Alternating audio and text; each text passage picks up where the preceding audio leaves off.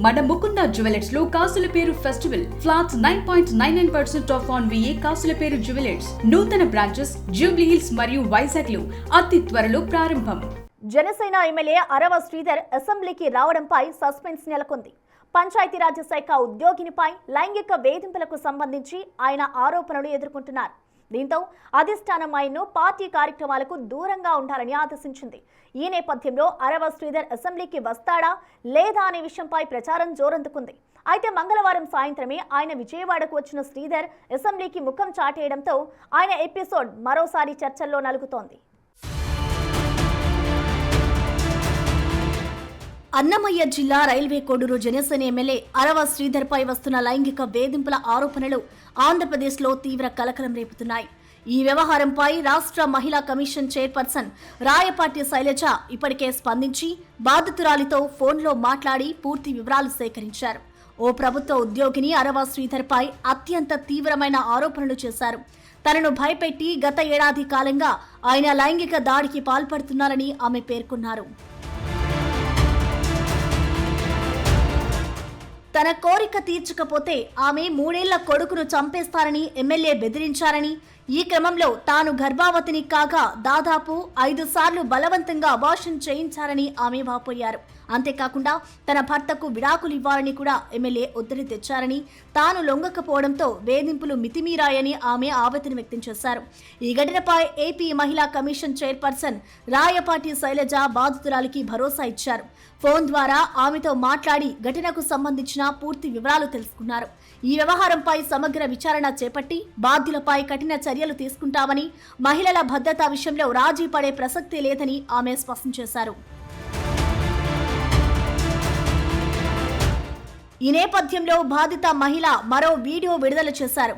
ఈ విషయాన్ని రాజకీయం చేయవద్దంటూ ఈ వీడియోలో బాధితురాలు కోరారు.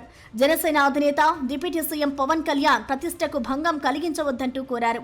పవన్ కళ్యాణ్ అంటే తనకు ఎంతో గౌరవం ఉందని, ఈ విషయంలో ఆయనకు ప్రమేయం లేదన్నారు. ఇదే సమయంలో అరవ శ్రీధర్ మీద మరికొన్ని ఆరోపణలు చేశారు.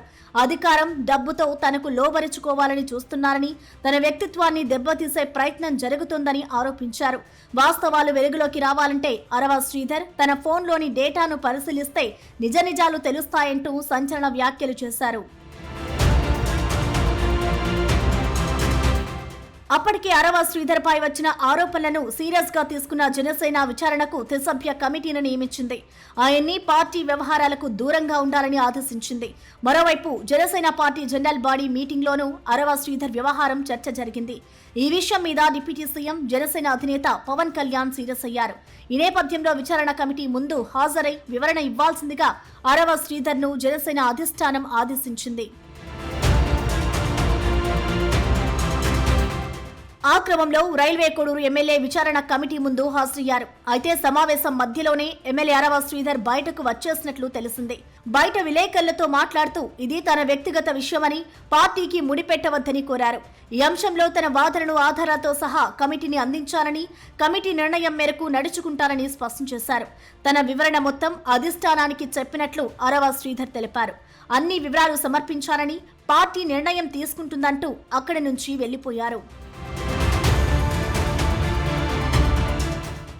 నాకు ఎవరైతే ఆ వ్యక్తికి జరిగిందో పూర్తిగా ఇది వ్యక్తిగత విషయం. దయచేసి ఎవరు కూడా పార్టీలకి రుద్దొద్దు. ముఖ్యంగా జనసేన పార్టీ అనే పేరు ఎత్తకుండా వ్యక్తిగత జరిగిన విషయం కాబట్టి వ్యక్తిగతంగానే నేను కమిటీకి సబ్మిట్ చేశాను.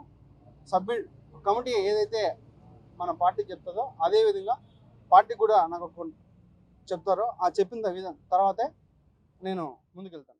ఇలాంటి పరిస్థితుల్లో అరవ శ్రీధర్ అసెంబ్లీ సమావేశాలకు ముఖం చాటేస్తున్నారు. దీనిపై జనసేన ఆవిర్భావం నుండి పవన్ వెంట ఉన్న సీనియర్ నేత బొలిశెట్టి సత్యనారాయణ స్పందించారు. అరవ శ్రీధర్ వ్యవహారం అతని వ్యక్తిగత విషయాలు పార్టీ మీద రుద్దితే ఎలా అని ప్రశ్నించారు. పవన్ కళ్యాణ్ ఎలా నడుస్తే అలా వెళ్తాము అని అరవ శ్రీధర్ ఎలా చెప్తాడని మండిపడ్డారు. ఈ చిన్న స్థాయి వ్యక్తులని ఎమ్మెల్యేలను చేస్తే పవన్ కళ్యాణ్ పరువు తీస్తున్నారని, కొంతమంది ఒక్కసారిగా పవర్ చూడడం వల్లే దారి తప్పుతున్నారని వ్యాఖ్యానించారు. అరవ శ్రీధర్కి అసెంబ్లీ సమావేశాలకి రావడానికి మోహన్ చెల్లకే ముఖం చాటేస్తున్నారని అభిప్రాయపడ్డారు. పార్టీ పరంగా అతన్ని అసెంబ్లీకి రావద్దని చెప్పలేదని, ప్రభుత్వ కార్యక్రమాలు, పార్టీ కార్యక్రమాలలో మాత్రమే పాల్గొనవద్దని పార్టీ ఆదేశించిందని స్పష్టం చేశారు. మొత్తానికి బడ్జెట్ సమావేశాల నేపథ్యంలో అరవ శ్రీధర్ వ్యవహారం మళ్లీ చర్చల్లో నలుగుతోంది.